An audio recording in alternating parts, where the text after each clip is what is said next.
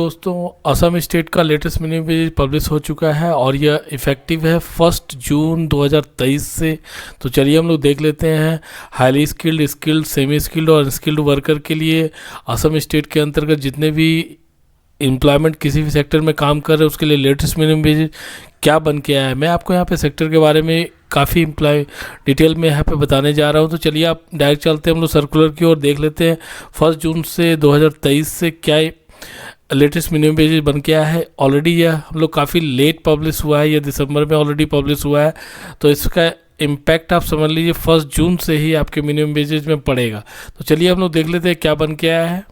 तो यहाँ पे आप देख पा रहे हैं इस प्रकार से यह लेबर एंड वेलफेयर डिपार्टमेंट की तरफ से यह सर्कुलर पब्लिश हुआ है, यह गवर्नमेंट ऑफ असम की तरफ से यह देख सकते हैं आप 5 दिसंबर 2023 को यहाँ पे कम्प्लीटली इसको पब्लिश कर दिया गया है। और यह देख सकते हैं आप डेटेड दिसपुर में 24 नवंबर 2023 में ऑलरेडी ये पब्लिश हुआ, ये रिवाइज हुआ है। आई थिंक यह इफेक्टिव है 1 जून 2023 से।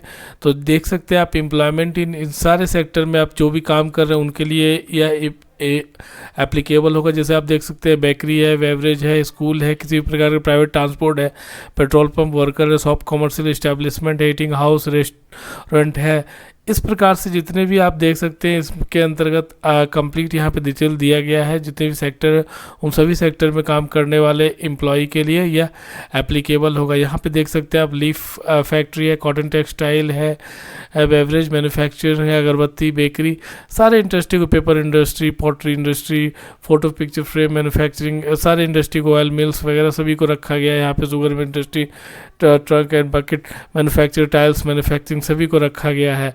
आप यहाँ पे देख सकते हैं अगर आप एग्रीकल्चर में भी काम कर रहे हैं, कॉन्ट्रैक्टर इस्टेब्लिशमेंट में, फॉरेस्ट डिपार्टमेंट में काम, कोऑपरेटिव बैंक में भी अगर आप काम कर रहे हैं, रोड बिल्डिंग ऑपरेशन में काम कर रहे हैं, स्टोन क्रशिंग ब्रेकिंग में भी काम कर रहे हैं, आप इलेक्ट्रिसिटी बोर्ड, फिशिंग कैजुअल में भी काम कर रहे हैं, हाइड्रो इलेक्ट्रिक प्रोजेक्ट में भी आप काम कर रहे हैं, तो आपके लिए मिनिमम वेजेज एप्लीकेबल होगा। तो चलिए देख लेते हैं क्या मिनिमम वेजेज बन के। यहाँ पे कुछ और यहाँ पे देख सकते हैं muster roll workers, irrigation department में, खादी विलेज इंडस्ट्री में अगर आप काम कर रहे हैं, म्यूनसिपलिटीज टाउन सोल्टी में भी अगर आप काम कर रहे हैं तो ये एप्लीकेबल होगा आपके लिए। तो यहाँ पे देख सकते हैं यहाँ पे क्लियर कट बता दिया गया कैटेगरी ऑफ एम्प्लॉयज इस प्रकार से अनस्किल्ड वर्कर है तो आपका जो मिनिमम वेजेज है क्रॉस पर मंथ का इस प्रकार से 9,800 रुपीज़ आएगा। अगर आप सेमी स्किल्ड या अनस्किल्ड सुपरवाइजरी के अंतर्गत आते हैं तो आपका मिनिमम वेजेज जो है 11,391 रुपीज़ आएगा। अगर आप स्किल्ड वर्कर हैं या क्लैरिकल वर्कर्स के अंतर्गत काम कर रहे हैं तो आपका minimum wage 14,239 rupees per month का बन के आएगा। अगर आप स्किल्ड या हाईली